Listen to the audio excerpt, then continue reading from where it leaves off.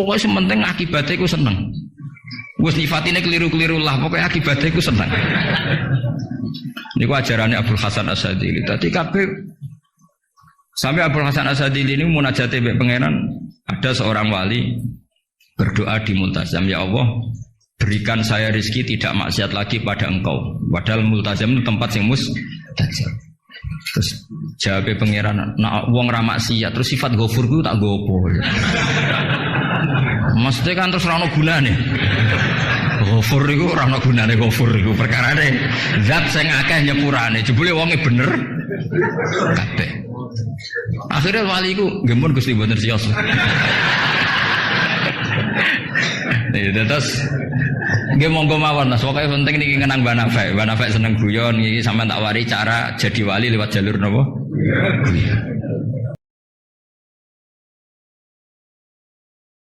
Kesenangan orang ulama itu beda cara senang karena mereka penjaga agamanya Allah. Niku nak untuk jawaban ku seneng. Senajan to ya ora entuk dhuwit. Kula riyen nate janggal mbek kodok koder. Wong Allah ngersakno elek kok ngukum kan cara zahir kan iskal lu bingung no. Ya kanggo sing mikir, nek sing ra mikir malah enak ra tuh iskal. Tapi kalau nate mau tak Umil Barohin perdebatan ulama ahli sunnah sama Mu'tazilah. Cara berpikir Mu'tazilah, keburukan itu dilarang Allah, kok terjadi? Ya sudah, itu berarti di luar kehendak Allah. Karena itu kalau itu dikehendaki Allah berarti aneh. Anehnya Allah menghendaki kemudian menghukum. Seakan-akan Mu'tazilah ini menang satu sesi, menang satu poin. Tapi kata ulama ahli sunnah cara ngendikan gitu. Idzan waqa'a fi mulkihi ma la yuriduhu. Kalau gitu berarti di kerajaannya Allah banyak sesuatu yang terjadi di luar kendalinya. Jadi kira-kira ngene bantai sunnah, misalnya Hollywood kan kota maksiat misalnya.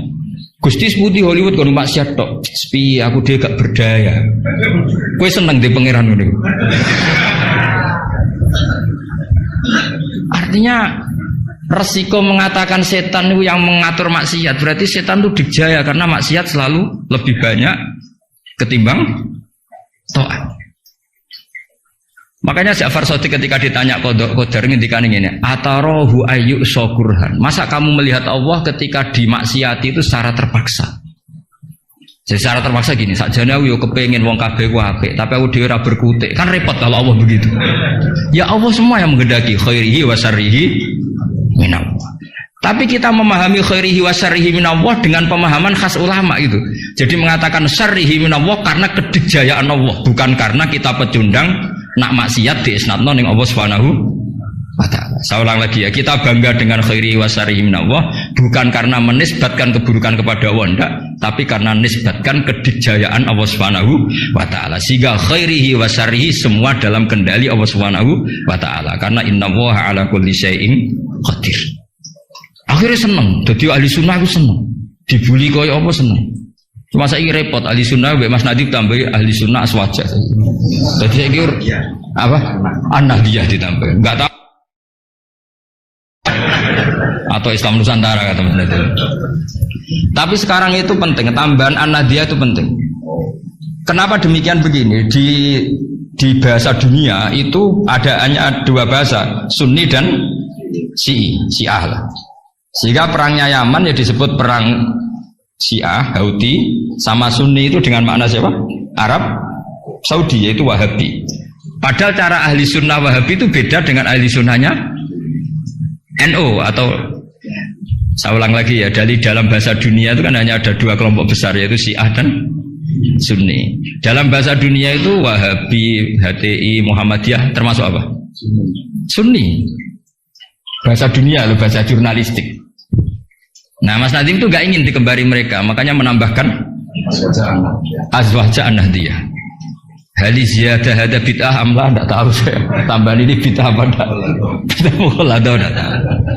Tapi tambahan ini menjadi penting karena begini ya. Saya kemarin diundang di Lirboyo, cocokan sama Gus Kafabih. Dawuh beliau begini. Gus jebule NU sakake. Diserang sana, diserang sini. Kalau saat ini sakake Gus sampai Pak Said, mbek jenengan. Dia matur nuwun Gus disakene ya. Karena NU ini dikritik Syiah karena ikramus sahabah. NU kan khasnya ikramus sahabat. Syiah mesti tidak cocok. Tapi dikritik Wahabi karena NU nganakno khol, nganakno wasilah, nganakno ziarah kubur. Jadi NU itu digencet Syiah, ya digencet Wahabi.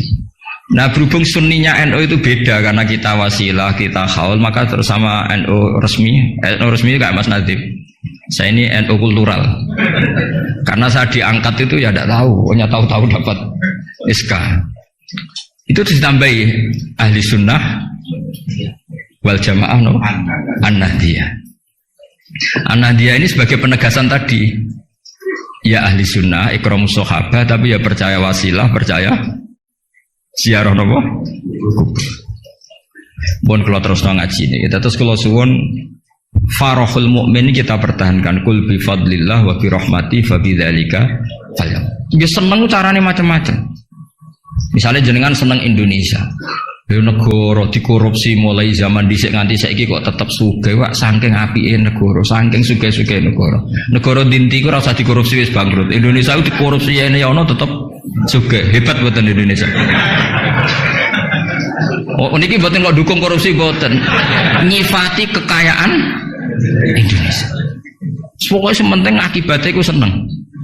Wis nyifatine keliru-keliru lah, pokoknya akibatnya ku seneng.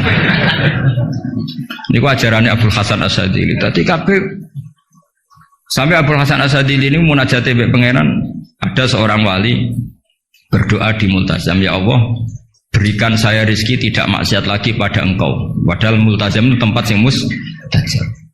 Terus jawab pangeran, nak wong ra maksiat terus sifat ghafur ku tak gopo. Maksudnya kan terus ra ono gunane. Ghafur iku ora ono gunane ghafur iku perkarane zat sing akeh nyepurane jebule wonge bener kabeh. Akhirnya wali iku nggih mun Gusti mboten siyos. Terus nggih monggo mawon Mas, pokoke penting niki ngenang Mbah Nafek seneng guyon iki sampean tak wari cara jadi wali lewat jalur napa? Guyon. Lho wong teke riwayat inna min khiyari ummati. Sama rasa takok hadis itu dhaif ta hasan ta baru. Saman koyo Albani berarti. Sing jelas hadis itu wonten teng Ihya, kalaupun dhaif itu ya ta'ayyadu bil amal. Ngendikane ahli hadis dhaif itu umila bihi asal ya ta'ayyadu bil amal, terkuatkan karena menjadi perilaku ahwalnya ahli sunnah napa? Baca. Inna min khiyari ummati qauman yadhakuna jahran min saati rahmatillah. Di antara umat-umatku yang jadi pilihan iku nak guyu banter-banter. Min saati rahmatillah. Lu didolani kanca nak ketok guyu kan ya seneng sing didolani. Jajal sampean ketok melas. Niku sing didolani mikir nyangoni, paham nggih? Atus kula ora ngaji ku ya guyon terus. Jajal misalnya kula ngenes, iku kurang salam templek tapi. Wis pokoke repot kabeh kena wong ketok ngenes iku repot kabeh. Artinya nak sampean seneng niate ngene iku ya jenenge ibadah ngoten. Nggih napa inna min khiyari ummati napa kauman yadhakuna jahron min saati rahmatillah. Tapi mungkin nak dalu-dalu dewean wa yabku nasirron min khaufi azab. Tetap dalu-dalu ge nangis. Piye-piye amale sampean ora cukup, nggo mlebu swarga ora cukup. Sing cukup namung fadhole Allah Subhanahu wa taala. Nah, cara seneng sing permanen itu apa? Ya tentu bil ilmi, dengan ilmu. Kula ini termasuk pengagum kitab Ibnu Hajar Al-Asqalani. Ibnu Hajar Al-Asqalani itu kalau nyifati Nabi itu, Nabi bukan sekedar punya al-jamalul wajhi, wajahnya ganteng enggak, tapi Nabi memimpin kita ke al-jamalul aqli, kegantengan cara berpikir, keelokan cara berpikir. Misalnya begini, betapa tersiksanya kita kalau kita disuruh menuhankan Lata dan Uzza. Itu kan batu yang dipahat, bisa patah, tidak bisa apa-apa. Kayak apa tersiksa kita yang berakal menuhankan batu. Begitu juga betapa tersiksanya kita kalau menuhankan Fir'aun. Wong dia manusia, punya mbah, punya kakek. Makanya kata Nabi Musa, Musa Tuhan kamu siapa? Tuhannya langit dan bumi. Fir'aun masih bisa ngeles, yang nuhani bumi saya. Tapi ketika Nabi Musa ngendikan Rabbukum wa Rabbu abaikumul awal, yang nuhani nenek moyang kamu. Itu pengawal Fir'aun langsung sadar, ini kok ada Tuhan balita. Karena kalau Fir'aun Tuhan berarti mbah-mbahnya tambah Tuhan. Makanya justru Fir'aun tertohok dengan kalimat Rabbukum wa Rabbu abaikumul awwalin. Firaun kan di bapak, di mbah. Kalau Firaun Tuhan berarti mbahnya tanpa Tuhan. Kau Firaun. Ya itu jenenge al-jamalul akli. Orang itu nyaman meniadakan Tuhannya Firaun. Sama. Nabi Isa lahir di mana coba? Bumi. Berarti Tuhan sama yang dituhani dulu mana? Dulu bumi. Berarti kan nggak mungkin dia Tuhan. Wong lahirnya dulu bumi. Itu jenenge al-jamalul akli. Apa? Al-jamalul akli. Beda dengan Islam. Yang jadi Tuhan itu siapa? Al-Qadim, Al-Awwal. Zat yang sebelum alam raya ini. Kan nyaman, kan pantasnya Tuhan tuh begitu. Masa Tuhan kalah dulu sama yang di Tuhan? Nah, itu jenis al-jamalul akli. Orang menjadi nyaman. Akhirnya nak nyaman kakak tiang sinau itu guyu-guyu dewi. Sementing radinceng wong darani stres paham ya. Karena setiap sinau kenapa guyu-guyu dewi? Karena dia menemukan al-jamalul akli atau al-iltizat al-akli. Kenyamanan berpikir. Kan terus kita nyaman.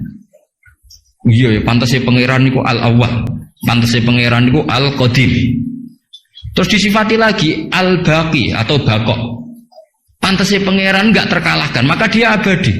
Kan ora keren pangeran kok berdurasi kok menteri wae kok presiden. Jadi pantasnya pangeran yo bakok. Karena zat yang dijaya maka dia harus selamanya lah.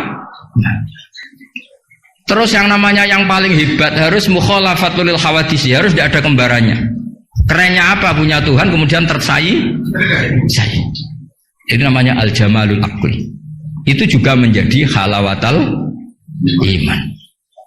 Terus kalau suwun manjan di acara hormat banal semoga pokoknya dadi wong Islam sing seneng.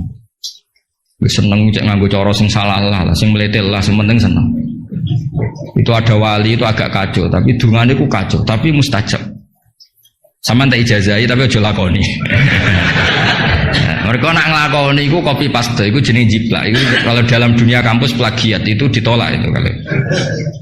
Ada seorang wali datang ke Rasulullah SAW di Raudhah.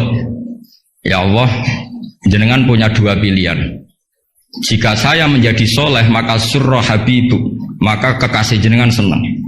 Wahazuna aduwuk, musuh anda susah, musuh engkau susah. Kalau seseorang soleh yang cinta itu Rasulullah.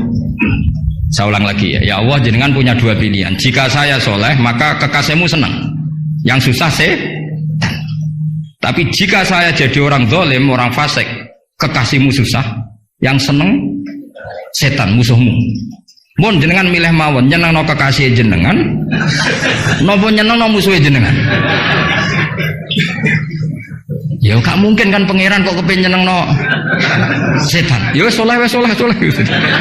Jadi ya ono donga rada teroris. Ya siapapun itu, sementing kowe dadi seneng mbek pangeran. Mulane kula nak donga iku rapati tenanan, kowe yakin mandi. Mboten krana nyepelekno donga mboten, tapi yakin mandi. Dengan status Allah al-mujib. Dengan status Rasulullah sing syafi'u khalqi bil mu'minina raufur rahim.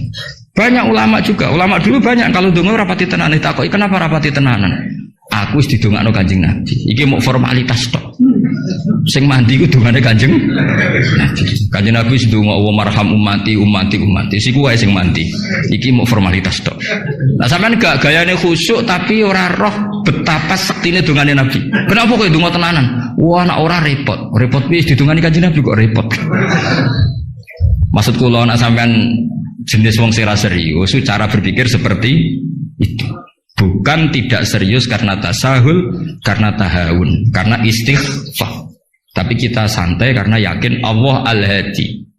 Kalau Allah al-hadi maka sifat ini akan efektif ila yaumil kiamah. Mulane dawuh Rasulullah sallallahu alaihi wasallam, la tazalu ta'ifatun min ummati zahirina alal haq la yadurruhum man khalafahum. Sebagian riwayat la yadurruhum man nawahum.